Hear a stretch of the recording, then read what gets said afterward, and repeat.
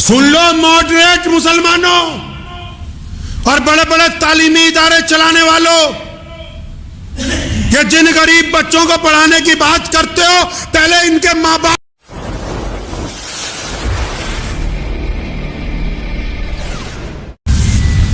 اسلام کے اس رکن کو سمجھیے کہ جس کو نماز کے ساتھ جوڑ کر بیان کیا گیا، یہ تو بڑا آفاقی نظام ہے، بڑا خوشی کا معاملہ ہے، استقامت کی بات ہے کہ ہم غربت دور کرنے کے لیے تیار ہیں۔ یہ ہم نے کیا کر دیا زکوٰۃ کے ساتھ؟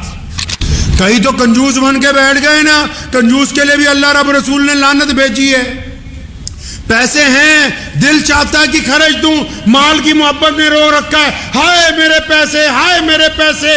قرآن نے کہا کہ تو زکوٰۃ نہیں دیتا، اور یہ جن پیسوں پر فخر کرتا ہے، جس سونے چاندی پر فخر کرتا ہے، جو ڈلیاں چھپا چھپا کے رکھتا ہے سونے کی، فرمایا جب مر جائے گا، جب عذاب دیا جائے گا، انہی کو لکڑیوں کی طرح دہکائیں گے کہ لے اس سونے چاندی کا مزہ چکھ لے جو اپنے لیے جمع کر کے رکھتا تھا۔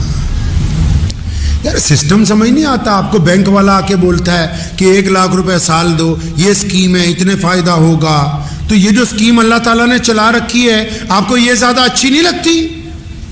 700 گنا فائدہ اللہ سے سودے بازی کا، اللہ سے معاملے کا 700 گنا فائدہ، کئی 70 گنا فائدہ، کئی لاکھ گنا فائدہ کہ بس اللہ کے راستے میں دینا ہے۔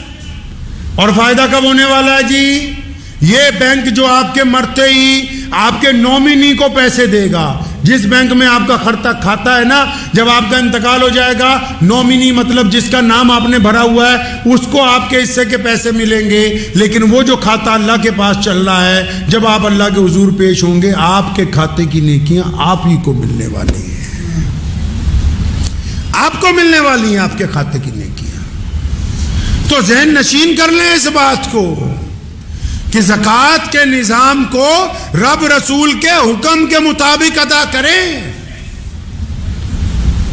یہ نہ ہو کہ اب جیسے ہم کسی کے پاس چلے جائیں اور پوچھنے لگیں، کوئی صاحب کسی کے پاس گئے اور وہ حضرت جی زکوٰۃ دینی تھی 2-4 لاکھ روپیہ، 1-آدھا گھنٹہ اس نے اپنی بات بتائی، اب وہ حضرت جی کہنے لگا جی یہیں دے جا ہمارے مدرسے میں۔ مجھے اچھی طرح یاد ہے والد محترم شیر اسلام مولانا حبیب الرحمن ثانی لدھیانوی رحمۃ اللہ علیہ کے پاس ہم نے تربیت کے وقت گزارے ہیں۔ ایک صاحب کا فون آیا تو انہوں نے کہا جی اتنے لاکھ روپے زکوٰۃ ہم دینا چاہتے ہیں آپ کے مدرسے میں۔ تو ابا جان رحمۃ اللہ علیہ اس سے پوچھنے لگے کہ بھائی کیا تیرے رشتہ داروں میں یار کوئی غریب ہی نہیں ہے؟ تمہارے پڑوس میں کوئی غریب ہی نہیں بچا؟ تو کہنے والا خاموش ہو گیا۔ تو کہنے لگا نہیں حضرت ہیں۔ تو فرمایا پہلے ان کی ضرورت کو، اسلام اس کا نام ہے کہ اس کو اس طرح قائم کرو جس طرح محمد الرسول اللہ نے کیا۔ اگر کوئی بندہ رب رسول کی بات کرتا ہوا بھی اپنے مفادات پہ آ جائے تو خدا کی قسم خدا کے نزدیک وہ بے ایمان ہے، ایماندار ہو نہیں سکتا ہے، وہ ایماندار نہیں ہو سکتا۔ اللہ تعالیٰ جیسے چاہتے ہیں کہ میرے بندوں کو میرے رسول کی بات جس طرح بتائی جائے، جو بات اللہ تبارک و تعالیٰ نے اپنے بندوں کو سمجھائی وہی بات زندگی کے معاملات میں ہونی چاہیے۔ آپ رمضان میں زکوٰۃ دے رہے ہیں، اچھی بات ہے، زکوٰۃ 365 دنوں کے بعد دی جاتی ہے، 1 سال کے بعد، ٹھیک ہے، آپ نے نظام بنایا رمضان میں ہی دیں گے، لیکن زکوٰۃ دینے سے پہلے کبھی اپنی مسجدوں کے اندر بیٹھو، اپنے محلوں میں سر جوڑ کے ایک دوسرے کے ساتھ بیٹھو کہ پیارے پیغمبر نے زکوٰۃ کا مرکزیت کو قائم کیا، اور پیارے پیغمبر نے زکوٰۃ کے پیسے پہلے قرض داروں پر خرچے ہیں۔ سن لو ماڈریٹ مسلمانوں اور بڑے بڑے تعلیمی ادارے چلانے والوں، کہ جن غریب بچوں کو پڑھانے کی بات کرتے ہو، پہلے ان کے ماں باپ کی غربت ختم کرنے کی بات کرو۔ رسول اللہ صلی اللہ علیہ وسلم نے زکوٰۃ کے پیسے سب سے پہلے کن پر خرچے گئے جی؟ جو لوگ قرض دار ہو گئے، جن کا کاروبار بند ہو گیا، جن کو سٹینڈ کرنا ہے، اور پھر اس حساب سے اس زکوٰۃ کو بانٹا گیا کہ ایک وقت آیا کہ آج اس زمین کے اوپر جہاں سے اللہ نے زکوٰۃ کو فرض کیا مکہ مکرمہ میں، مدینہ المنورہ میں، آج عرب کی زمین پر اس کے ساتھ لگتے ملکوں پر کوئی زکوٰۃ لینے والا ہے نہیں ہے۔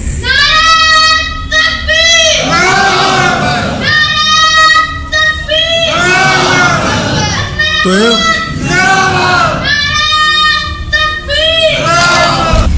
زکات اس لیے بنائی گئی تھی کہ لوگوں کو غربت سے اٹھانا، اور دی ہے سیدنا ابو بکر سے لے کے خلفائے راشدین نے، عمر بن عبدالعزیز رحمت اللہ علیہ تک اتنا زکات کا سینٹرلائز مسلمانوں نے کیا، اتنی مرکزیت زکات کی بنائی کہ آخر ایک وقت آ گیا خلیفہ کے پاس زکات بچ گئی کئی کروڑ روپے، اٹھا کے شام بھیجی، شام کے گورنر نے چٹھی لکھ کے واپس بھیجی کہ حضرت ہمارے ہاں تو کوئی زکات لینے والا نہیں، پھر زکات اکٹھی کر کے یمن بھیجی، یمن کے گورنر نے چٹھی لکھ کے بھیجی ہمارے ہاں تو کوئی زکات لینے والا نہیں، پھر زکات اکٹھی کر کے افریقہ بھیجی، اس نے کہا جی ہمارے ہاں تو کوئی کیونکہ زکات کو ہر سال انہوں نے مرکزیت بنا کے اپنے علاقے میں سے غربت کو دور کی۔ معاف کرنا، آج کے لوگ غربت کو قائم رکھنا چاہتے ہیں، یہ زکات کو تماشبینی کی طرح دینا چاہتے ہیں، یہ غربت نہیں دور کرنا چاہتے، یہ اپنا نام و نہاد چاہتے ہیں۔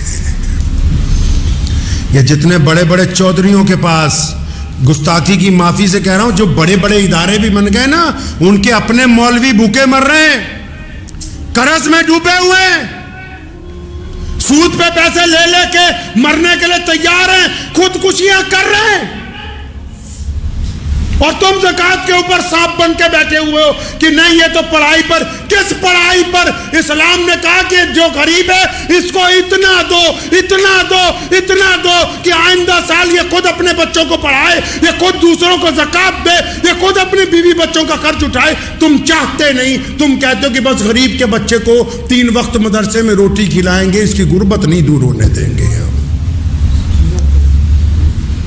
زکات کا تماشا کھیل بنا دیا زکات کو۔ ارے اس حد تک گر گئے ہیں ہم، تو فطرہ رکھا تھا اس لیے کہ چلو روزے کا کفارہ ادا ہو جائے گا، کسی غریب کی جھولی میں کچھ چل جائے گا۔ ایتھے تا عید آن تو پہلے ہی فطرہ کھچ کے لے جانے ہیں کہ کسی غریب کے منہ میں نہ ڈال دے، بھیا یہ ہمارے پاس پہنچا دے بس۔ آپ یہ دیکھیں کہ جس دین کا پوری دنیا میں چرچا ہے، جس دین کا نظام کائنات میں سب سے اعلیٰ ہے، جس دین کے خلاف دشمن اس لیے سازشیں کرتا ہے، روکنا کیسے؟ اس دین میں عبادت کے ساتھ مال کی ادائیگی اس حساب سے رکھی گئی تھی کہ تمہاری صفوں میں کوئی غریب نہ رہے، تمہاری صفوں میں کوئی محتاج نہ رہے، تمہاری صفوں میں کوئی ضرورت مند نہ رہے، تمہاری صفوں کے اندر کوئی مانگنے والا باقی نہ رہے۔ ہم نے اس نظام کو چھوڑ دیا، ہم نے سوچا صرف نماز پڑھنی ضروری ہے، زکات تو ہم 1-1 روپیہ کر کے بانٹیں گے، تمہارا سکا بھائی غریب ہے، سکی بہن غریب ہے، تمہارا چچا غریب ہے، تمہارا تایا غریب ہے، تمہارا ماموں غریب ہے، تو اسے زکات دینے کے لیے تیار نہیں ہے کہ 1 سال کی اکٹھی زکات 2-4 لاکھ اس کو دے دوں، یہ سنبھل جائے۔ نہیں، تو کہہ رہا ہے جی میں 2-2 ہزار کر کے بانٹوں گا۔ اللہ اکبر! یہ زکات کا نظام اسلام کے اندر تمہیں سمجھایا کس نے؟ اور زکات تو یہ صرف وہ فرض ہے جو مالداروں پہ دینی، اس کے بعد بھی قرآن نے کہا کہ جو دینا اللہ کے راستے میں اور دو، رکو نہیں، اللہ سے کاروبار کرو، رکو نہیں اللہ کے راستے کے اندر مال خرچ کرنے سے۔ ہم نے زکات کے ساتھ کیا کر دیا؟ ہم نے کیا کر دیا زکات کے ساتھ؟ بہت سارے تو ایسے ہو گئے کہ جی زکات دینے کی ضرورت ہی نہیں ہے۔ عام سے محاورے کے ساتھ سمجھ لیجئے، آپ کے کوئی جسم پر زخم ہو گیا، آپ ڈاکٹر کے پاس چلے گئے، ڈاکٹر نے کہا چیرا لگائیں گے تو یہ 2-3% خون جو ہے، 2-4 قطرے خون کے نکل جائیں گے تو یہ آپ کا زخم ٹھیک ہو جائے گا۔ تو آپ ڈاکٹر کو کہا کیوں؟ میں تو اپنے 2.5 قطرے خون کے نہیں دے سکتا ہوں، کیونکہ جسم بھی میرا، خون بھی میرا۔ اور ڈاکٹر کہتا چلو کوئی بات نہیں۔ اب 2 مہینے بعد گئے تو پورا پیر ہی خراب ہو گیا، ڈاکٹر نے کہا جی پیر کاٹنا پڑے گا تو باقی جسم بچ جائے گا۔ نہیں جی، پیر بھی میرا، ہڈی بھی میری، میں تو نہیں کٹواتا۔ کرتے کرتے اس زخم کی وجہ سے موت آ گئی۔ یہی زکات ہے، دیسی زبان میں سمجھ لو۔ اللہ نے کہا مال کو پاک کر لو، دوسروں کی ضرورت کو سمجھ لو۔ ہم نے کہا 2.5% نہیں دینی، مت دو۔ نہ دینے کی وجہ سے مال کم ہونا شروع ہو جائے گا، نہ دینے کی وجہ سے نقصان شروع ہوگا، نہ دینے کی وجہ سے نحوست شروع ہوگی۔ کرتے کرتے جو 2.5% دینے سے برکت آنی تھی اس سے بھی چلے گئے۔ بڑی بڑی فیکٹریوں کو تالے لگ گئے ہیں مسلمانوں کی، جو کل تک یہ کہتے تھے کہ زکات دینے کی ضرورت نہیں ہے، آج سڑکوں پہ بیٹھے ہوئے بھیک مانگ رہے ہیں لوگوں سے۔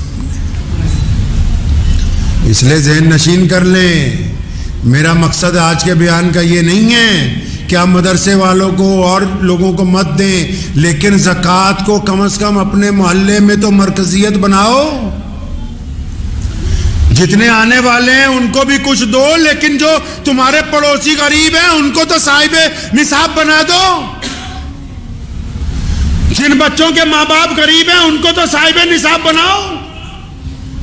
جن کے گھروں کے اندر ضرورت ہے ان تک تو مال پہنچاؤ. جو زکوٰۃ کے مقصد تھا کہ ہم نے معاشرے میں سے، سسٹم میں سے، سماج میں سے غربت کو دور کرنا ہے، آپ نے زکوٰۃ کے اس نظام کو چھوڑ دیا. آپ دوسری طرف چلے گئے، آپ زکوٰۃ کو ایک ایک روپیہ کر کے بانٹنے لگے.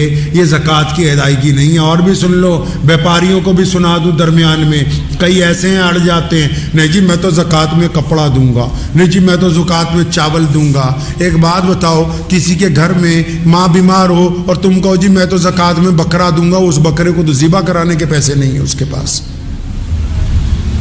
آپ کہو جی زکوٰۃ میں تو میں کپڑے دوں گا، اس کے بچوں کی فیس چاہیے، وہ تو کپڑا اس مال میں بیچ نہیں سکتا. اللہ نیتوں کو جانتا ہے. اپنے کنڈم مال کے ذریعے زکوٰۃ دینا چاہتے ہو، اپنے بیکار مال کے ذریعے زکوٰۃ دینا چاہتے ہو، اپنے اس مال کے ذریعے جو تم یہ سمجھتے ہو کہ بک نہیں سکتا، یہ تم سمجھتے ہو کہ تم نے زکوٰۃ دے دی. تم دنیا والوں کو دھوکہ دے سکتے ہو، اللہ کو دھوکہ نہیں دے سکتے. اللہ کو نہیں دھوکہ دے سکتے. ذہن نشین کر لیجئے اس بات کو کہ ہم نے اپنے نظام کو درست کرنا ہے، پیارے پیغمبر حضرت محمد رسول اللہ صلی اللہ علیہ وسلم کے مطابق کرنا ہے. جس طرح نبی علیہ السلام زکوٰۃ دلوانا چاہتے ہیں، ہم ویسے زکوٰۃ دینے والوں میں شامل ہو جائیں.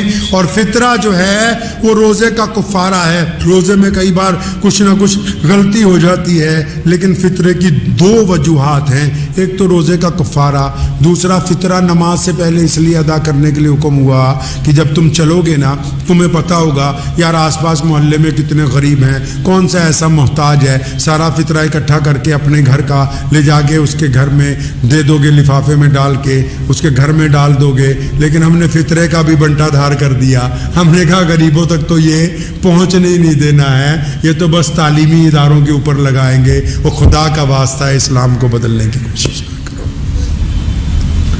نظام کو جو لوگ اسلام سے ٹکرائے ہیں وہ کامیاب نہیں ہوئے. سن لو کان سے، جو لوگ محمد الرسول اللہ صلی اللہ علیہ وسلم کے نظام کو بدلنا چاہتے ہیں وہ دنیا میں کامیاب نہیں ہو سکتے. یہ مسلمانوں کی بات کر رہا ہوں، جو یہ چاہتے ہیں جی ہم بڑے مولوی ہیں، ہم بڑے ادارے والے ہیں، ہم بڑے چودھری ہیں، ہم بڑی مسجد کے پردھان ہیں، ہم بتائیں گے اسلام تمہارے باپ کی جاگیر نہیں ہے. اسلام کے بارے میں اگر کوئی بتا سکتا ہے تو صرف محمد الرسول اللہ صلی اللہ علیہ وسلم.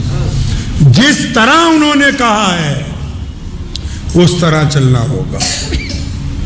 اور اگر رسول اللہ کے طریقے پہ چلو گے تو دنیا آپ کے آگے عزت کرے گی. رسول اللہ کی اتباع کرو گے دنیا آپ کی اتباع کرے گی. اگر نعوذ باللہ اسلام میں غنڈہ گردی کرنے کی کوشش کرو گے، اسلام میں جواز نکالنے کی کوشش کرو گے، مصلحت کے نام پر مسئلے بدلنے کی کوشش کرو گے، تو پھر یہ ہے اسلام تو قیامت تک قائم رہنا ہے. تمہارا وجود ختم ہو جائے گا، کوئی پوچھنے والا نہیں ہوگا. دعا کریں، وقت بھی ہو گیا. اللہ تبارک و تعالیٰ مجھے بھی آپ سب کو بھی زکوٰۃ صحیح طریقے سے ادا کرنے کی سمجھ عطا فرمائے. اپنے اپنے علاقوں میں مستحق لوگوں کو کم از کم ان کے اس قابل بنانے کی اللہ تبارک و تعالیٰ ہمیں توفیق عطا فرمائے. اور جتنے لوگ مدرسوں میں مال دیتے ہیں نا، اللہ نے تمہیں بہت دے رکھا ہے. مدرسے والے جب آئیں تو ان کو مطہر مال دیا کرو، مطہر مال دیا کرو، اپنا اچھا مال، بہترین، تاکہ قوم کے بچوں نے یہاں پڑھنا ہے. اور پھر جو زکوٰۃ لینے آ رہا ہے یا پھر زکوٰۃ اکٹھی کر رہا ہے یا کسی مدرسے کا سفیر ہے، جب رسید کٹوا لو تو اس کو بھی علیحدہ سے 500,000 روپے دو، کیونکہ اس کا تم پہ احسان ہے کہ وہ چندہ کرنے تمہارے دروازے تک آ گیا ہے. وہ سارا نظام غیر مسلموں کی اگر آپ عبادت گاہوں میں دیکھو گے نا، میں حیران ہو جاتا ہوں کہ اسلام کے مطابق جیسے جیسے ہم چاہتے تھے کہ رسول اللہ ویسے ہمیں سمجھائیں، ہم نے تو چھوڑ دیا، پوری دنیا نے اس کو پکڑا ہوا ہے.